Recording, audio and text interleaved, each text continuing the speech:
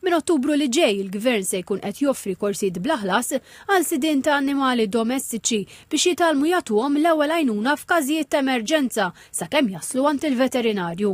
Id-Direttur Ġenerali tal-Animal Welfare Dennis Xiberras spjega kif il-korsijiet se jipprovdu taħriġ prattiku dwar kif wieħed għandu jirreaġixxi f'każijiet fejn l-annimal ikun qed jifga meta jsofri heat stroke u jkollu bżonn CPR, meta jkollu xi ferita jew meta jkun ġie avvelenat. Id-Direttur Ġenerali tad-Diviżjoni tal-Gvern Lokali Emil Vassallo qal il-Kunsilli Lokali se jipprovdu l-post fejn isiru l-korsijiet kif ukoll jippromovuhom biex ir-residenti jkunu konxji tagħhom. Għal dan il-għan il-Gvern ħareġ espressjoni ta' interess għal kunsilli lokali interessati li jipparteċipaw fl-inizjattiva.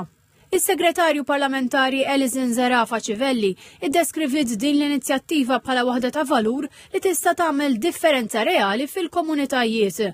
Qalet li għalhekk dan il-proġett se jitwassal permezz tal-kunsilli lokali biex jilħaq aktar sidien tal-annimali. Is-Segretarju Parlamentari Alicia Buġeja Sajd qalet li permezz ta' din l-inizjattiva is-sidien tal-annimali se jiġu mejjuna biex jirreaġixxu b'mod immedjat u sigur f'sitwazzjonijiet ta' emerġenza bilan li jsalvaw il-ħajja tal-annimal tagħhom jew jevitaw mill-kundizzjoni tiegħu tigrava.